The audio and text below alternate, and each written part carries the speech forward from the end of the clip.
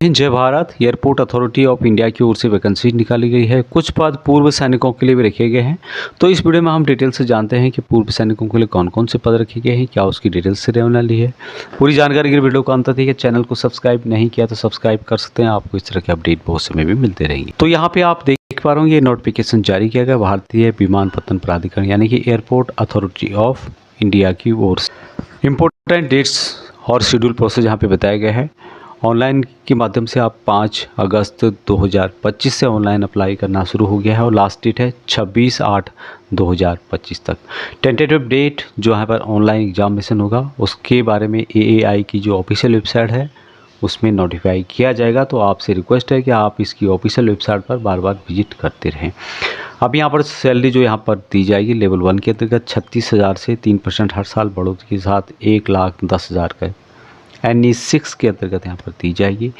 बाकी यहाँ पर एडिशनल बेसिक पे होता है, जो DNS अलाउंस होता है, perk of 35% of basic pay, HRA, other benefits which including CPF, gratuity, social security schemes, medical benefits ETC जो भी admissible as per Airport Authority of India rule के अनुसार दिए जाते हैं वो सब यहाँ पर दिए जाएंगे। Age relaxation as per central government rule के अनुसार पूर्व सैनिकों को दिया जाएगा। एज 18 से 30 साल रखी गई है और जो भी पूर्व सैनिक हैं उनकी जितनी एज है उसमें से जितनी उन्होंने सर्विस की है वो माइनस कर देना है और 3 साल और आपको माइनस कर देना है। इस तरह से कैलकुलेशन करने के बाद आपकी जो एज है 30 साल से ज़्यादा नहीं होनी चाहिए। अभी यहाँ पर वैकेंसी जो निकाली गई है जिसमें कि सीनियर असिस्टेंट इलेक्ट्रॉनिक्स 21 वैकेंसीज है, सीनियर असिस्टेंट अकाउंट से रिलेटेड 10 वैकेंसीज है, senior assistant official language 1 vacancies आपको देखने को मिलेगी।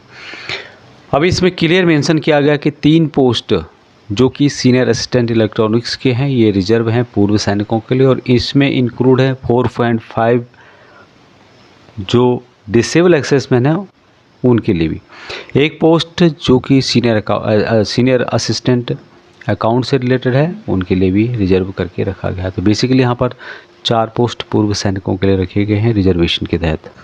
क्वालिफिकेशन और एक्सपीरियंस क्या क्या मांगा है यहाँ पे आप देख पा रहे हो। सीनियर असिस्टेंट इलेक्ट्रॉनिक्स की NE6 के अंतर्गत एजुकेशन क्वालिफिकेशन जो बताई गई है, डिप्लोमा इन इलेक्ट्रॉनिक्स और टेलीकम्युनिकेशन या फिर रेडियो इंजीनियरिंग। तो बेसिकली जो भी यहाँ पर सिग्नल्स के हैं या EME के हैं, इससे संबंधित एयरफोर्स और नेवी के जो भी हैं वो इन वैकेंसीज़ के लिए अप्लाई कर सकते हैं जिनको डिप्लोमा सर्टिफिकेट मिला हुआ है और साथ में 2 साल का रिलेवेंट एक्सपीरियंस इनके द्वारा बताया गया है कंसर्न डिसिप्लिन में। तो जिन्होंने काम किया है, जिनके पास डिप्लोमा है, उससे संबंधित उनके पास एक्सपीरियंस होता ही है।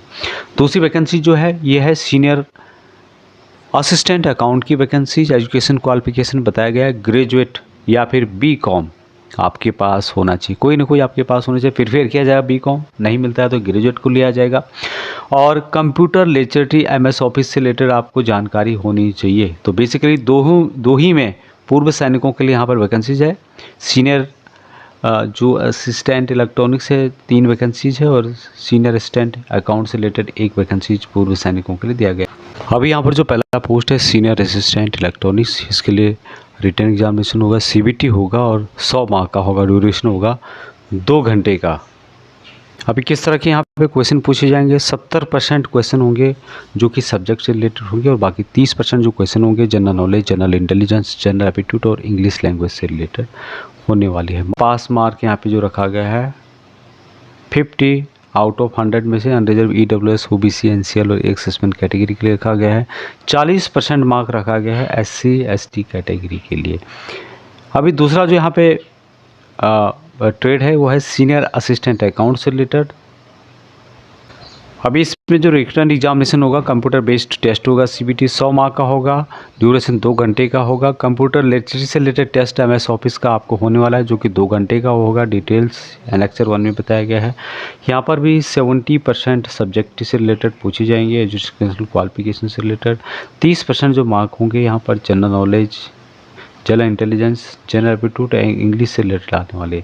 इसके लिए भी सेम रखा गया है कि आपका 100 में से 50 नंबर आना चाहिए जो भी unreserved EWS, OBC, NCL assessment category हैं और 40 रखा गया है जो कि 100 में से SC ST कैटेगरी के कैंडिडेट के लिए रखा गया है। अभी एप्लीकेशन फ़ीस 100 रुपये रखी गई है, 100 नहीं बल्कि 1000 रुपये रखी गई है, और जिसमें कि एक्सेसमेंट और कुछ कैटेगरी हैं जिनको फ़ीस से एग्ज़ाम टाइट किया गया है। एप्लीकेशन भरते समय कोई दिक्कत आ रही है ऑनलाइन प्रोसेस के लिए तो यहाँ पर नंबर दिया गया है, जो ऑफिस टाइम होता है उस टाइम पर आप यहाँ पर पूछ सकते हैं। कुछ क्वारीज है आपकी तो आप रिंग कर सकते हैं।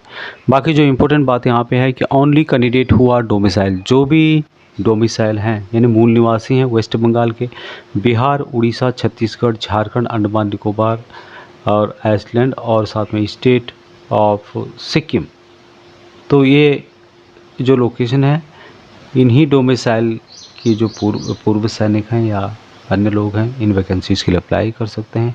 बाकी लोग अप्लाई नहीं कर। अब इन वैकेंसीज़ के लिए आपका सिलेक्शन हो जाता है तो यहाँ पर पे प्रोटेक्शन भी आपको दिया जाएगा। Pay protection to employees including in AI through direct recruitment. The pay protection will be provided to eligible candidate who are coming through proper channel from the CPSCs, state PSUs या फिर government department से, तो उनको यहाँ पर पे protection दिया जाएगा। अब यहाँ पर एक जो बहुत ही महत्वपूर्ण बात है कि बॉन्ड रिकवरी यहाँ पे रखी गई है। यदि आप AI नियमों के अनुसार ट्रेनिंग के दौरान नौकरी छोड़ते हैं 1 से 2 महीने के अंतर्गत तो आप 50,000 रुपये रिकवरी की जाएगी। 2 से 3 महीने के अंतर्गत 75 और 3 महीने से लेके ट्रेनिंग कंप्लीट होने तक यदि आप छोड़ते हैं तो आप के अकाउंट से 1 लाख रुपये रिकवरी कर दिया जाएगा। ट्रेनिंग के बाद 1 साल तक छोड़ते हैं तो 3 लाख रुपये काटा जाएगा, रिकवरी किया जाएगा। 1 साल से 2 साल के बीच में 2 लाख रुपए और 2 साल से 3 साल के बीच में 1 लाख रुपए, और 3 साल के बाद यदि छोड़ते हैं तो यहाँ पर कोई भी पैसा नहीं दिया जाएगा। तो ये भी आपको ध्यान रखना होगा। इसकी जो ऑफिशियल वेबसाइट है उसके माध्यम से आप अप्लाई कर सकते हैं। यहाँ पे आप देख रहे होंगे www.aai.aero के माध्यम से आप ऑफिशियल वेबसाइट में विजिट करके करियर के माध्यम से इन वैकेंसीज़ के लिए अप्लाई कर सकते हैं। लिंक आपको वीडियो के डिस्क्रिप्शन में मिल जाएगा। अभी तक इतना ही। जय हिंद।